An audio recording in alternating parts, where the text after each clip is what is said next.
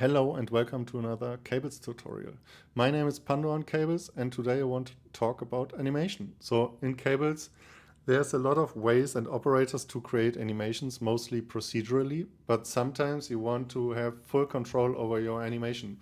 What is happening, when is it happening, how fast is stuff happening? So to have this full control, we have the timeline and you can create a keyframed animation with this to have this kind of control.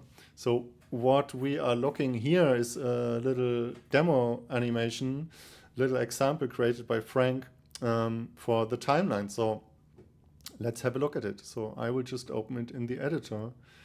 And down here we see the timeline and we see a lot of stuff. So let's inspect it and let's have a look what is happening here.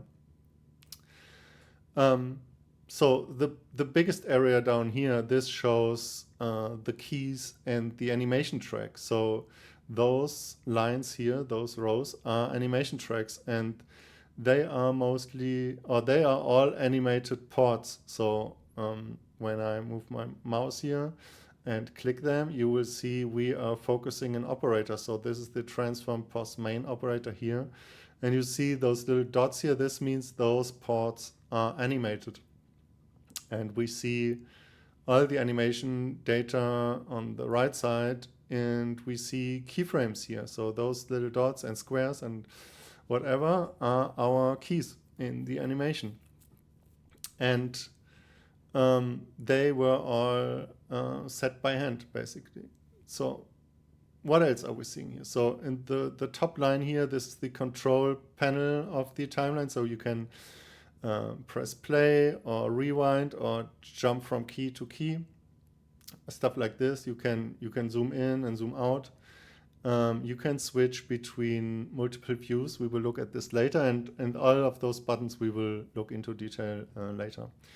Then we have what we see here. This is a complete overview over our animation. So you basically see all the keys in our animation and where in relation we are with the cursor of our full animation length. So this right here symbolizes our last key and this is our first key. So this is always showing the whole animation. Then we have the scrub area here. So when I move my mouse here, it will change the current time of the patch to that time.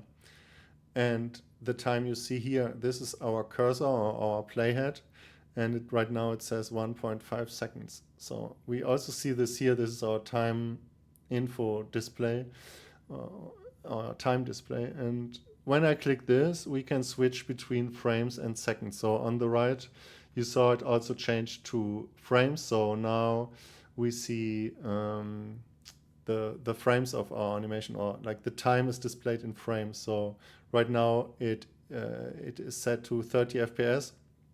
The rendering is always way higher. Like the rendering is based on your display, how fast your display is, but the keys in your animation, they snap to 30 FPS right now. We can change this with the configuration, but for now it's 30 FPS.